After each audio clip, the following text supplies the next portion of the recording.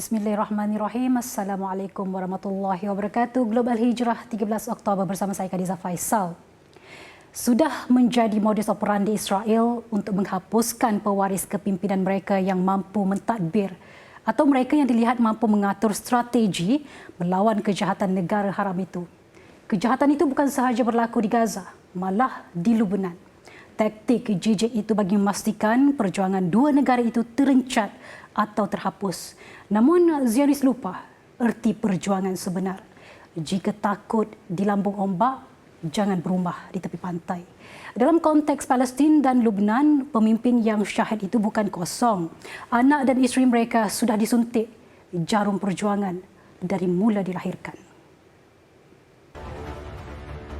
Antara kejadian selepas 7 Oktober adalah pembunuhan anak-anak pemimpin Hamas Ismail Haniyeh. Pada 10 April, Haniyeh kehilangan 3 anak lelakinya dan 3 cucu dalam serangan udara Israel ke atas kereta mereka di Camp Beach.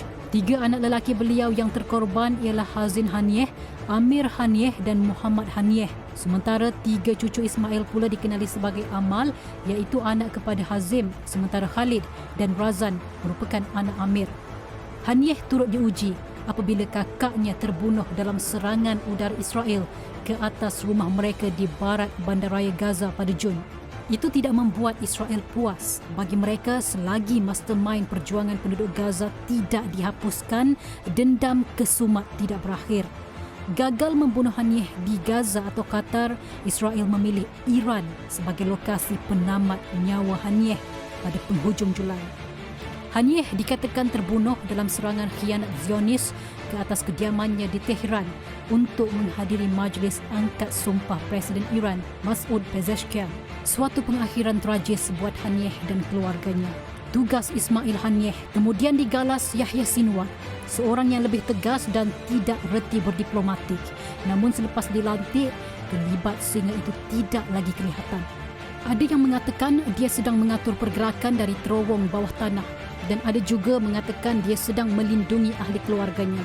Begitu celupar mulut yang menghina pejuang Gaza.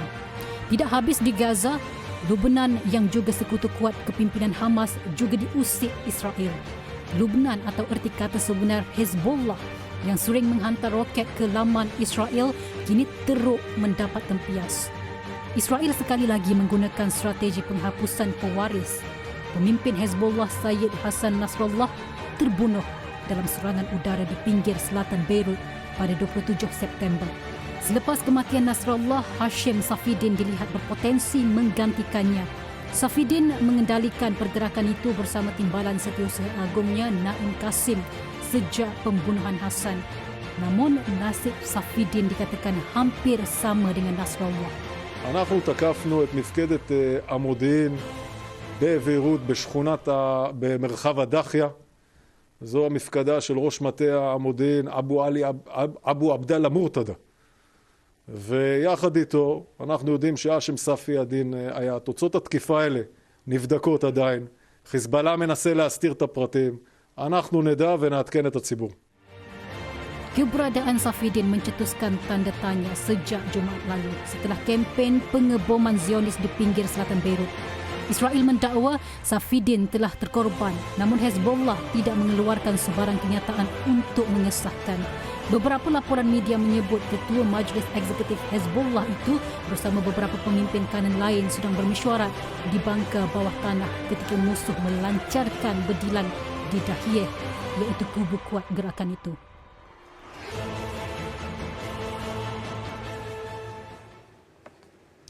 Israel mendakwa pejuang Hamas membunuh kira-kira 1,200 orang dan menahan kira-kira 250 tebusan di Gaza sejak 7 Oktober tahun lalu. Dan bagi memastikan 7 Oktober tidak berlaku, Perdana Menteri Israel Benjamin Netanyahu berkata mereka sedang mengubah realiti keselamatan demi anak-anak atau pewaris mereka. Pelik tapi benar, sifat narsisistik Netanyahu begitu terserlah. Yang sebenarnya dia sedang takut dengan kemampuan Hamas kerana setelah setahun dibedil, masih wujud pejuang di celah runtuhan. Perang Israel telah mengubah Gaza menjadi runtuhan, membunuh lebih 42 orang dan memindahkan kebanyakan daripada 2.3 juta penduduknya. Dan kononnya sebagai pengemudi negara yang berdepan pilihan raya, Netanyahu berkata bangsa singa bakal bangkit. Tapi di mata dunia, mereka bukan singa tetapi tikus yang menggigit wayar di rumah, iaitu memusnahkan lawan dengan cara hina. ביום הזה, במקום הזה, במקומות רבים בארצנו, אנחנו זוכרים את נופלנו, את חטופינו, שאנו מחויבים להחזירם, את גיבורינו שנפלו למען הגנת המולדת והארץ. עברנו טבח נורא לפני שנה, ואנו קמנו כעם, כאריות, העם כלביא יקום וכארי יתנשא. Israel mendabik dada mengumumkan Hamas tidak lagi wujud sebagai struktur tentera yang teratur dan telah beralih kepada taktik gerila. Mengikut kalkulator Israel, pejuang Hamas mewakili sekurang-kurangnya 1/3 daripada kira-kira 17,000 kematian rakyat Palestin di Gaza. Namun begitu, Ketua Hamas dalam buangan Khalid Mishal berkata, kumpulan Palestin itu akan bangkit semula dan terus merekrut pejuang serta menghasilkan senjata. Katanya sejarah Palestin terdiri daripada kitaran. Mereka melalui fasa kehilangan atau syahid dan kehilangan sebahagian daripada keupayaan ketenteraan. Tetapi semangat Palestin akan bangkit semula seperti Phoenix. Mishal antara contoh Phoenix yang terselamat daripada cubaan pembunuhan oleh Israel pada 1997 selepas dia disuntik dengan racun. هذا الطوفان أعاد الكيان الصهيوني إلى نقطة الصفر، وهو يعبر عن ذلك أنه يعيش حرب وجود، حرب وجودية هزت ثقته، دمرت نفسيته، أفقدت الشارع الصهيوني بالثقة بالنفس. الطوفان نقلة موضوعية في مسار تطور المقاومة وتراكم قوتها وخبرتها وإبداعها وفي ظل إصرار قيادتها على استراتيجية التحرير والتخلص من الاحتلال. Kata-kata Michel sedikit-sedikit terbukti. Akhirnya Palestin bergelar negara Palestin. Perjuangan ramai pihak tidak sia-sia. Mahkamah Jenayah Antarabangsa ICC secara rasmi meminta badan bukan kerajaan, NGO dan institusi lain termasuk yang disokong Jerman dan Israel menggunakan istilah negara Palestin dalam hujah bertulis mereka. Arahan bahasa ICC itu berkaitan dengan penyiasatan berterusan terhadap isu membabitkan Palestin, kes yang menarik perhatian beberapa entiti antarabangsa. Pelbagai pertubuhan, kebanyakannya sejajar dengan perspektif Jerman dan Israel, telah mematuhi permintaan mahkamah dengan mengemaskini istilah tersebut dalam dokumen mereka. Pertubuhan terkenal yang menyemak semula penyerahan mereka termasuk Pusat Undang-Undang dan Keadilan Eropah ECLJ, Peguam UK untuk Israel UKLFI, Persatuan ALMA untuk Kemajuan Undang-Undang Kemanusiaan Antarabangsa, Pusat Undang-Undang Israel dan Institut Keadilan Baitul Maqdis. Individu berprofil tinggi seperti Senator Republikan Amerika Syarikat AS Lindsey Graham, Profesor Dr. David Chilstein dan Peguam Yael Viers-Wirsman yang mewakili warga Israel turut meminda istilah mereka selaras dengan arahan ICC. Mereka yang sebelum ini menggunakan Palestin dalam penghujahan mereka kini menggunakan negara Palestin mengikut arahan mahkamah. Pelarasan bahasa itu sejajar dengan status diplomatik yang diberikan ICC kepada Palestin. Perhimpunan negara-negara pihak ICC secara rasmi mengiktiraf Palestin sebagai negara anggota pada 2015 selepas ia menyerahkan penyertaan berdasarkan Statute Rome, Perjanjian Pengasas Mahkamah dan Setiausaha Agong Pertubuhan Bangsa-Bangsa Bersatu PBB. Pengiktirafan negara Palestin berkembang pada peringkat antarabangsa dengan 146 negara kini secara rasmi mengakui statusnya sebagai sebuah negara.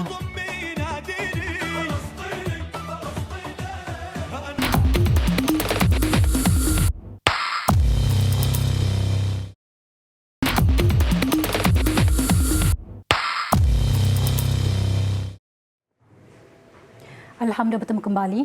Rakyat Palestin melarikan diri dari Jabalia di utara Gaza ke arah Gaza City selepas tentera Israel mengarahkan penduduk berpindah. Lebih terkedu, mereka telah berpindah lebih 20 kali. Ratusan ribu orang awam di Gaza terperangkap akibat serangan terbaru Israel yang tertumpu di kamp pelarian Jabalia. Terdapat laporan mengenai mayat yang tidak dapat diambil di jalanan akibat pertempuran secara berterusan. Arahan pemindahan terkini daripada pihak berkuasa Israel memaksa orang ramai melarikan diri berulang kali, terutama dari kamp Jabalia. Ramai yang enggan berpindah kerana mereka tahu dengan jelas tiada tempat yang selamat di mana-mana kawasan di Gaza. Namun ada juga yang tidak mahu mengambil risiko dengan berbasikal, mereka melarikan diri. هاي يمكن 20 مرة ننزحوا فوق 20 مرة. اليوم صبحوا على هالصبح مناشير وخلاء وقصف عشوائي ولا محركين بني آدم ولا شيء. أطفالنا ماتوا، أطفالنا دورنا انقصفت، فيش شيء نسكن فيه، خيام مش لاقيين. هينا أنا صاب على رجلي زيكم مش لاقي خيام. حسبنا الله وأنت نعم الوكيل. نناشد الجميع، نناشد الدول العربية والغربية الصامتة تتحرك في القريب العاجل لإنهاء هذا الصراع، لإنهاء الإبادة، لإنهاء النزوع. Selain arahan pemindahan, tentera turut mengarahkan penutupan beberapa hospital di utara Gaza sekali lagi, termasuk Hospital Kamal Adwan dan Al-Auda.